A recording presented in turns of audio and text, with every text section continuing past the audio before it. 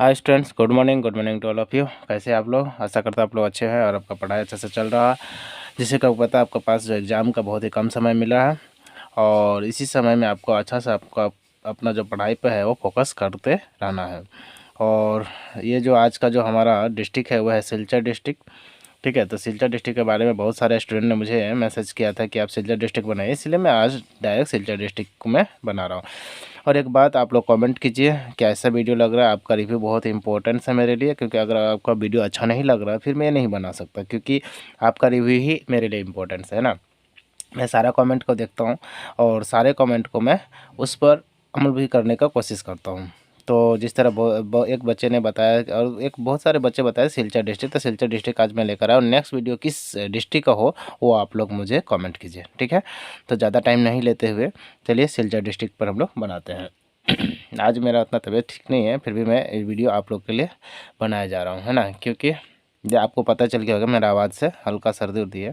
चलिए देखते हैं क्वेश्चन नंबर 1।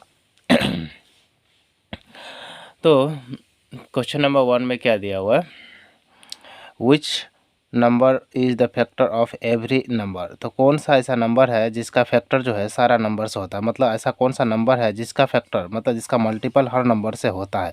तो वो 0 नहीं है, 1 ऐसा एक नंबर होता है जिसको कोई भी नंबर से आप मल्टीपल कीजिएगा तो उस नंबर में रहेगा। तो उसका करेक्ट आंसर क्या हो जाएगा 1, क्योंकि 1 को किसी भी नंबर के साथ कीजिए, कोई भी नंबर होगा। अगर मान लीजिए दुनिया में जितने भी नंबर मैंने 72 लेते तो 72 1 जब 1 करेंगे तो 72 ही आएगा। तो जितने भी नंबर्स होते हैं सब में 1 का मल्टीपल होता ही है।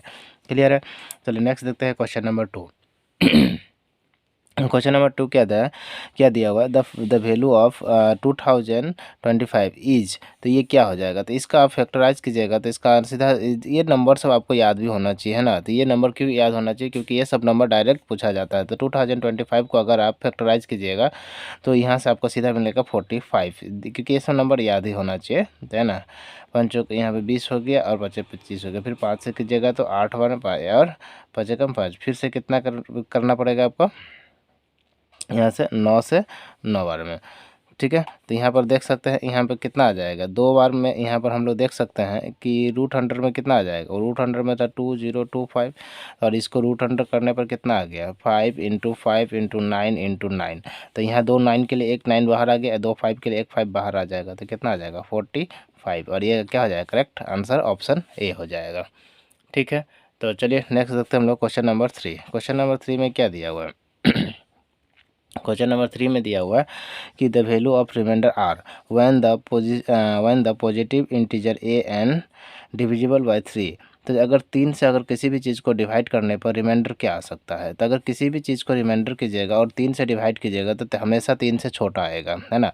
अगर किसी भी नंबर को अगर रिमाइंडर करने पर 3 से अगर डिवाइड करते हैं तो 3 से रिमाइंडर क्या होगा, हमेशा छोटा, क्योंकि 3 तो आ ही नहीं सकता। कितना आएगा, ये 0 आ सकता है, रिमाइंडर कंप्लीटली कट सकता है, 1 आ सकता है, 2 आ सकता है ना। कितना बार में दिया है, और 3 नहीं आ सकता। क्यों नहीं आएगा, तो ये रिमाइंडर हमारा ए, क्यों, क्योंकि 3 आएगा तो फिर एक बार और कट जाएगा। तो इसका रिमाइंडर कितना मैक्सिमम आ सकता है 0 1 और 2। तो ऑप्शन नंबर क्या आ जाएगा, सी हो जाएगा। ऐसे भी आपको पता होना चाहिए जितना भी नंबर है उससे एक कॉमन नंबर लेना है, ठीक है। रिमाइंडर हमेशा एक उससे छोटा होता है, उतना इक्वल भी नहीं हो सकता। अगर मान लीजिए तो रिमाइंडर 3 आ जाएगा और 3 से डिवाइड होता है, फिर एक बार कट जाएगा तो यहाँ पर रिमाइंडर फिर 0 आ जाएगा। तो ये 3 का जो डिवाइजर होता है वो उसका रिमाइंडर कभी भी 3 नहीं आ सकता है। तो ऑप्शन क्या आ जाएगा, ये 0 1 2 हो जाएगा। नेक्स्ट क्वेश्चन नंबर 4 क्या दिया हुआ है, क्वेश्चन नंबर 4 दिया हुआ है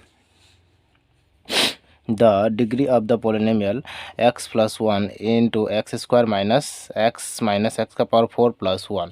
तो इसका डिग्री हमें चाहिए। इसका डिग्री निकालने के लिए देखिए, अगर हम आपको बात करें तो डायरेक्ट इसका डिग्री का मतलब था जो हाईएस्ट पावर है। तो हाईएस्ट पावर कितना देखिए, अगर ये x को यहाँ पर देखिए, यहाँ पर अगर यहाँ से यहाँ तक अगर आप देखिएगा तो x का पावर 4 है, बट यहाँ x मल्टीपल भी है। तो x का मल्टीपल है मतलब x से गुना भी किया गया है। तो x से मल्टीपल करना है, यहाँ पर x से मल्टीपल होगा तो x का पावर कितना आ जाएगा 3 हो जाएगा। इससे x से मल्टीपल करेगा तो कितना आ जाएगा, ये हो जाएगा आपका x का पावर 2 हो जाएगा। इसको x का पावर x से मल्टीपल करना पड़ेगा, कितना आ जाएगा x का पावर 5 हो जाएगा, और इसको x से करेगा तो ये x हो जाएगा। तो यहाँ से देखिए अभी कितना x से अगर मल्टीपल किए तो सबसे बड़ा पावर कितना आ गया, x का पावर 5, और यही क्या हो जाएगा आपका डिग्री हो जाएगा, ठीक है। तो चलिए नेक्स्ट देखते हैं हम लोग क्वेश्चन नंबर 5। क्वेश्चन नंबर 5 में क्या दिया हुआ है? क्वेश्चन नंबर 5 में हम लोग देख रहे हैं, क्वेश्चन नंबर 5 दिया हुआ बाय डिवीजन एलोग्रिथम और पोलिनोमियल पी एक्स। तो पी एक्स का जो वैल्यू होता है ये आपको जानना बहुत ज़रूरी है, क्योंकि ये डायरेक्ट आपको क्वेश्चन एग्जाम का क्वेश्चन दिया जाता है और बुक का भी क्वेश्चन है ये। G x into q x plus r x, ये होता है इसका डायरेक्ट फॉर्मूला। आप बता सकते हैं इसको, ये क्वेश्चन में भी अप्लाई होता है। ठीक है, तो ये आपका यहाँ से रह जाएगा। ओके, नेक्स्ट चलते हैं हम लोग आपका क्वेश्चन नंबर 6।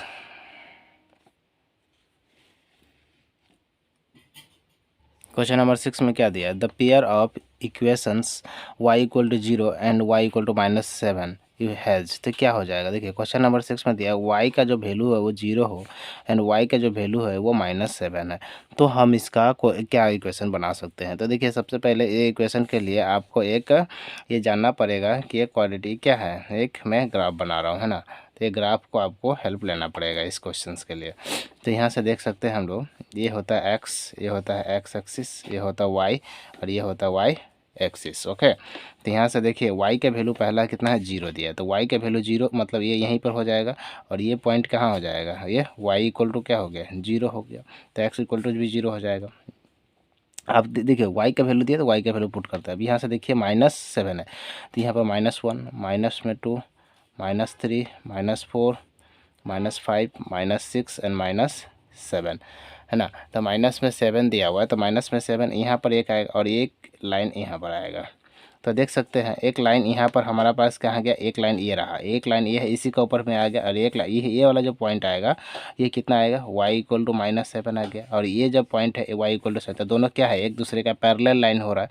और आपको पता है कभी भी एक दूसरे का जो पैरेलल लाइन होता है वो क्या होता है? कोई भी सोल्यूशन नहीं निकालता, नो सोल्यूशन इसका करेक्ट आंसर आ जाएगा। तो ये इसका क्या हो जाएगा? इसका आप लिख सकते हैं, एक लाइन लिख लीजिए, y equal to 0 and y equal to -7 are parallel lines. कौन सा लाइन है? And parallel lines do not intersect, parallel line do not intersect, so this so direct लिख देते हैं ये नो सॉल्यूशन। क्या आ जाएगा? ये कोई सॉल्यूशन नहीं बनाएगा। ओके, तो नो सॉल्यूशन का ऑप्शन क्या हो जाएगा? Option D. क्लियर है? तो क्वेश्चन नंबर 6 भी आपका हो गया कंप्लीट। नेक्स्ट चलते हैं क्वेश्चन नंबर 7 देखते हैं। नेक्स्ट क्वेश्चन है the root of the quadratic equation 3x² - 4x + 3 = 0 are. तो ये क्या हो सकता है ना? तो ये क्या है? 3x² - 4x प्लस में 3 = 0। तो यहाँ से हम लोग देख सकते हैं a = 3, b = -4 and c = 3। Okay, तो यहाँ से हम लोग एक वैल्यू निकाल सकते हैं, b² - 4ac। तो इसका वैल्यू क्या हो जाएगा आपका? तो ये b का वैल्यू कितना? -4 का स्क्वायर और -4a का मतलब है 3 और c का मतलब हो गया 3। तो कितना आ जाएगा? 4 × 3 12, 12 × 3 36 और ये 4 का स्क्वायर ये हो जाएगा 16, माइनस में ये हो जाएगा 36। तो इसमें कितना आ जाएगा? -20 आ जाएगा। और ये क्या है? लेस देन 0 है।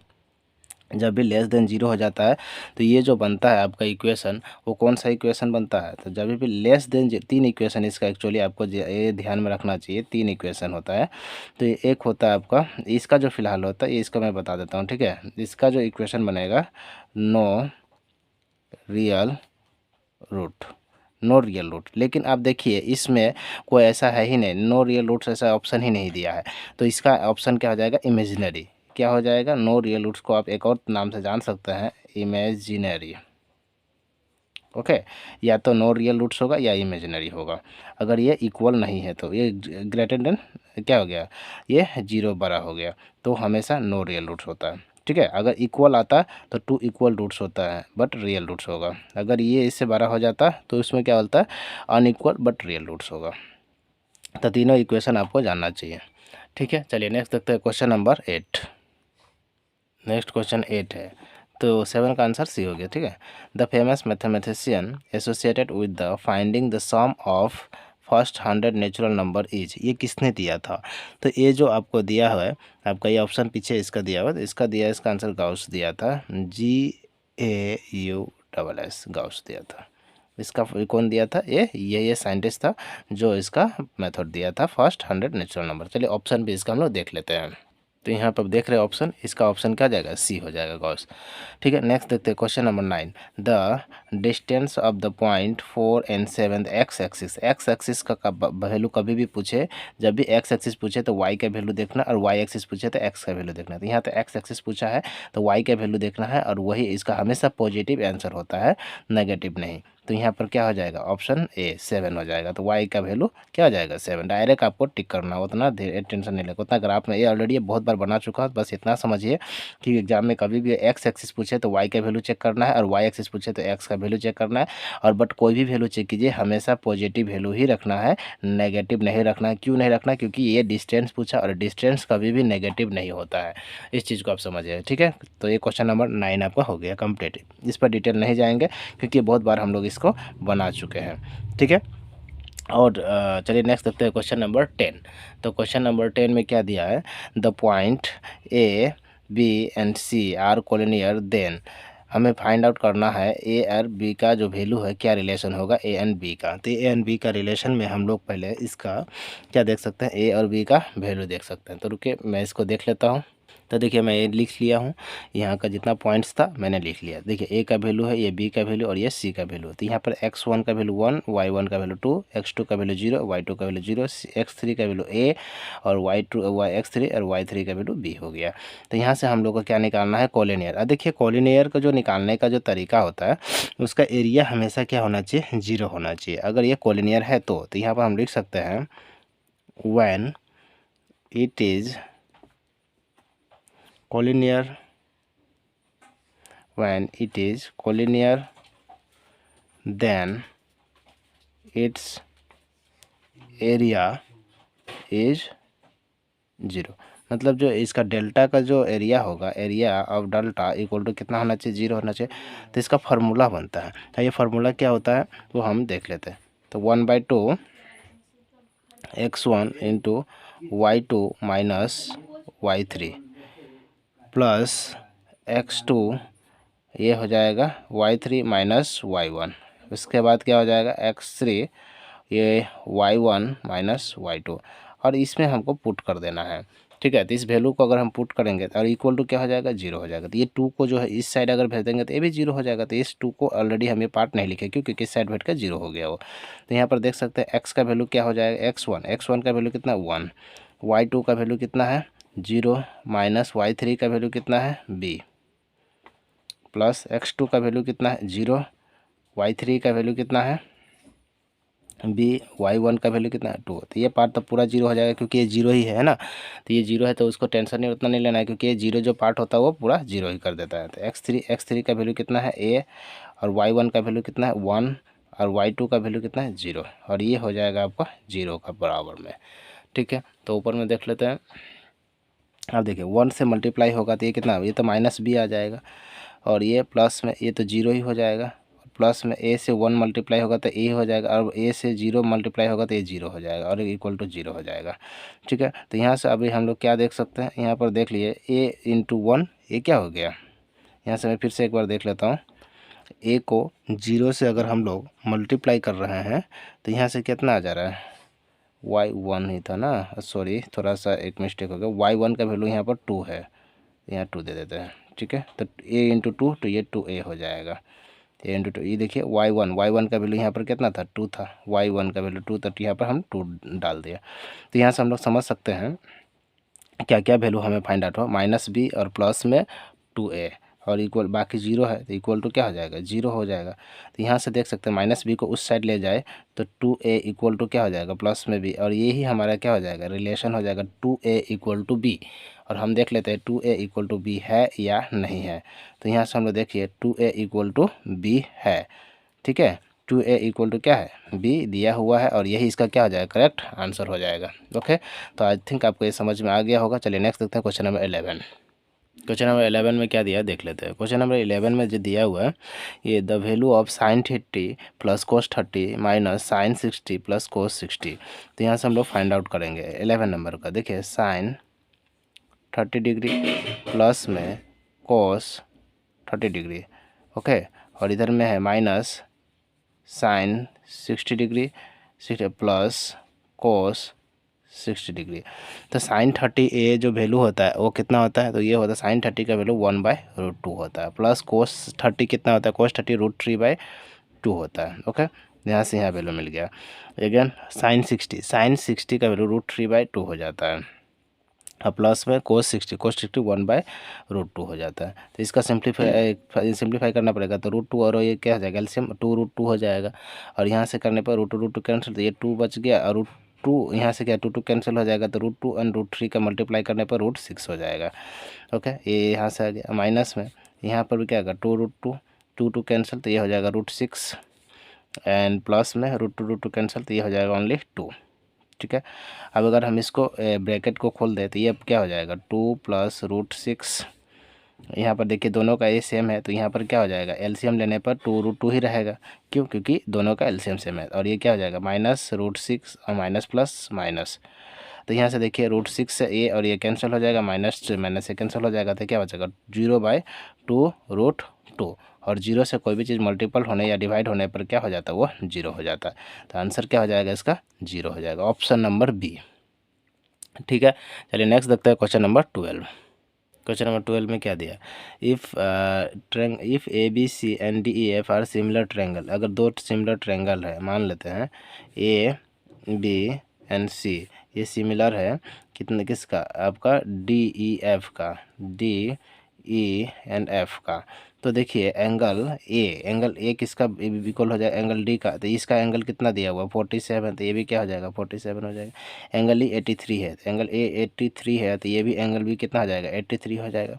और ये तीनों एंगल सी का फाइंड आउट करना है, तो ये तीनों एंगल मिलकर कितना होना चाहिए 180 होना चाहिए। तो 180 होने के लिए क्या होता है सम ऑफ एंगल कितना होना चाहिए 180। तो यहाँ देखिए 180 माइनस में कर लेने पर 7 10 और 8 6 13 130 हो जाएगा। तो ये जो एंगल सी हो जाएगा, एंगल सी इक्वल टू है, तो एंगल सी बराबर क्या हो जाएगा, ये दोनों को प्लस करने पर 130 आया, तो ये हो जाएगा एंगल सी का वैल्यू 50 डिग्री हो जाएगा, और ऑप्शन नंबर ए हो इसका करेक्ट आंसर हो जाएगा, ठीक है। आई थिंक ये समझ गए आगे, अगर नहीं समझा तो एक बार और बता देता हूँ, क्योंकि ये देखिए ये थर्ड एंगल एक्स मान लेते हैं, तीनों जो मिलकर कितना होना चाहिए 180, और ये दोनों का प्लस करने पर हो रहा है 130, तो यहाँ पर कितना डाल दे कि ये 180 हो जाएगा, तो ये 50 यहाँ पर रख दीजिए, तो ये भी 180 हो जाएगा, क्योंकि ट्रायंगल का जो सम होता है, सम ऑफ ट्रायंगल, वो 180 होता है, ओके। नेक्स्ट चलते हैं क्वेश्चन नंबर 13। क्वेश्चन नंबर 13 में क्या दिया हुआ है, क्वेश्चन नंबर 13 में दिया हुआ है if A b and c are the length of 3 sides of a triangle then. तो देखिए अगर आप एक चीज़ समझिए, यहाँ पर मैं एक ट्रायंगल बना रहा हूँ पहले, थ्री साइड का जो लेंथ दिया है, मान ले ए है, ये बी है और ये सी है, तो इसका कंडीशन कैसे पता चलता है कि एक ट्रायंगल बनेगा या नहीं बनेगा, तो इसका दो कंडीशन होता है, और दोनों ही कंडीशन आपको जानना चाहिए। तो दो एंगल का जो सम होता है ए प्लस बी, वो हमेशा ग्रेटर देन थर्ड एंगल से बड़ा होता है, वो क्या होता है तीसरा साइड से बड़ा होगा। और इसका दूसरा कंडीशन ये भी होता है कि दो एंगल का difference always less than third angle होता है। तो ये दोनों ही कंडीशन आपको जानना चाहिए कि अगर प्लस करेगा तो थर्ड एंगल से बड़ा होगा, अगर माइनस करेंगे तो थर्ड एंगल से छोटा होगा। तो यहाँ से देख लेते हैं कौन सा एंगल, तो देखिए ए प्लस बी ग्रेटर देन सी, तो ऑप्शन नंबर ए आपको ये भी दे सकता है, तो आपको ये दोनों जानना जरूरी है, ठीक है।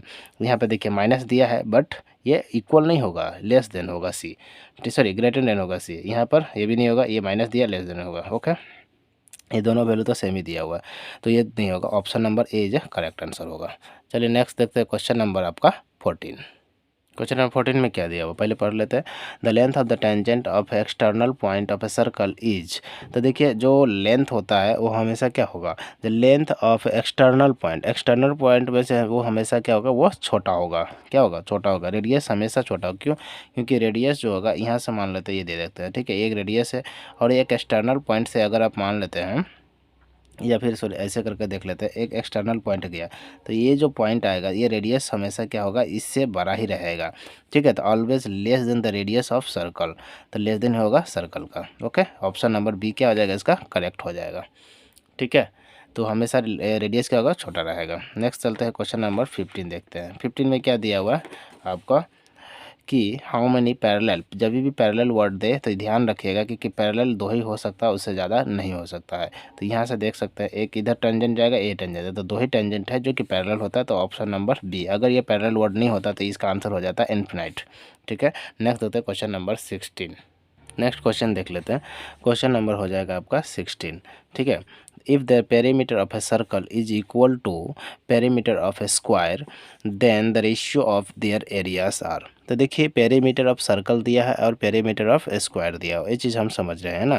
तो यहाँ से हम लोग लिख सकते हैं, यहाँ पर लिख देते हैं perimeter of circle equal to perimeter of square. ठीक है, तो ये 2 दिया हुआ है हमें गिवन में।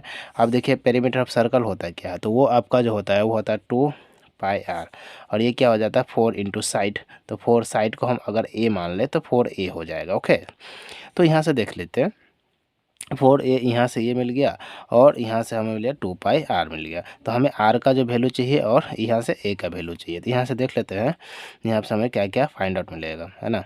तो यहाँ से 2 इंटू 22/7 इंटू r, और यहाँ से 4a मिल गया। ठीक है, तो यहाँ से आप देख सकते हैं कि अगर हम कट करना चाहें तो 2 से ये 4 2 टाइम्स कट जाएगा, फिर ये 2 से ये 11 कट जाएगा। तो यहाँ से क्या बच रहा है, यहाँ अगर देखें तो r का जो वैल्यू है r/a, अगर ऐसे ले ले तो a नीचे आ गया, तो ये 7 ऊपर चला जाएगा और 11 नीचे आएगा, क्योंकि ये 7 जाएगा तो उस साइड जाएगा और 11 नीचे आ जाएगा। तो ये चीज़ आपको पता होगा। तो r का जो वैल्यू हो गया 7 हो गया और a का जो वैल्यू है वो 11 आ गया। ओके, अभी हमें क्या चाहिए, अभी हमें चाहिए रेशियो ऑफ एरिया। तो एरिया का हमें रेशियो चाहिए, तो एरिया क्या हो जाएगा आपका, तो एरिया ऑफ सर्कल हम लिखे पहले, एरिया ऑफ सर्कल, सर्कल का दिया तो area of circle divided by area of square. तो एरिया ऑफ सर्कल क्या होता है आपको, तो ये होता है πr² और ये हो जाता है आपका साइड स्क्वायर, मतलब a का स्क्वायर। ठीक है, इतना आप समझ गए। अगर आप इधर देखेंगे तो पाई का वैल्यू जो होता है वो होता है 22/7 और आर का जो वैल्यू है वो कितना है, पहले से 7 दिया हुआ है। तो यहाँ पर 7 इंटू में 7 हो जाएगा, डिवाइडेड बाय ए का वैल्यू कितना 11, और 11 का क्या हो जाएगा स्क्वायर, मीन्स 11 2 टाइम्स हो जाएगा। तो इस 7 से ये 7 कैंसिल हो गया, तो यहाँ क्या बचेगा 22 इंटू 7, और नीचे में क्या आ जाएगा आपका, तो नीचे में आ जाएगा 11 इंटू 11। तो 11 से ये 2 टाइम्स चला जाएगा, तो यहाँ से क्या बचेगा 14/11।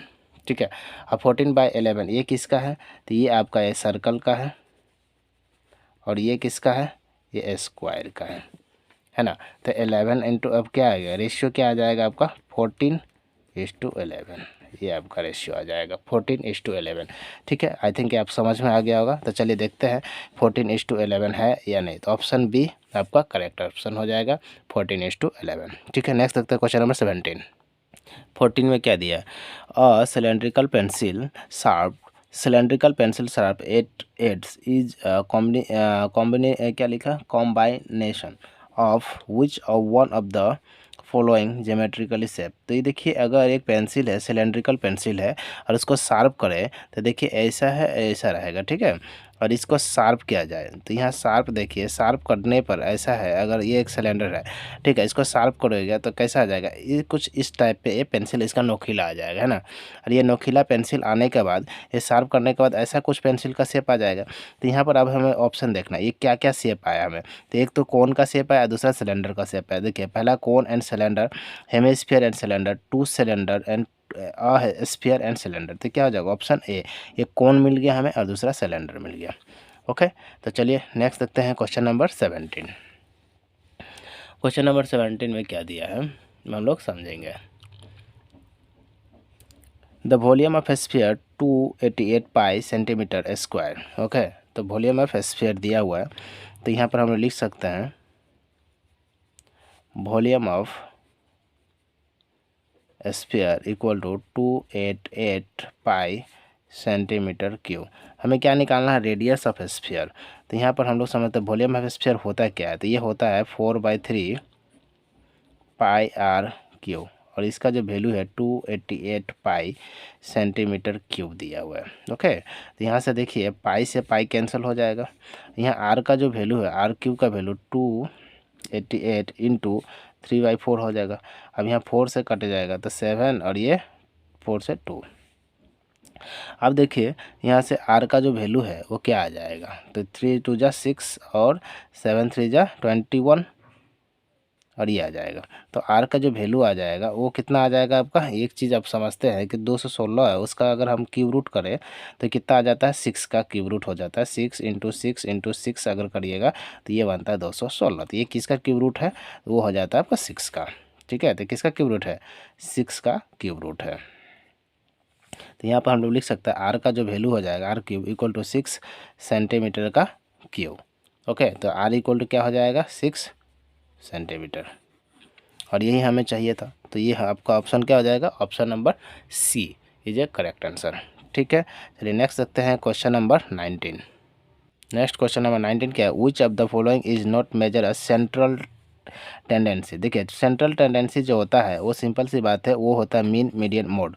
सेंट्रल टेंडेंसी कभी भी आपसे पूछ दे, है ना, तो ये चीज़ आप याद रखिएगा। इसका 3 ही होता है, पहला होता है मीन, दूसरा होता है मोड और तीसरा होता है मीडियन।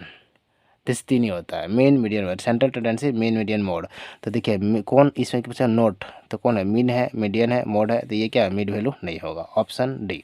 ओके, नेक्स्ट क्वेश्चन आपको दिया हुआ है, आपका सामने है, which of the following can not be probability an event. तो कभी भी देखिए प्रोबेबिलिटी का क्वेश्चन आ जाए तो आपको 2 कंडीशन याद रखना चाहिए।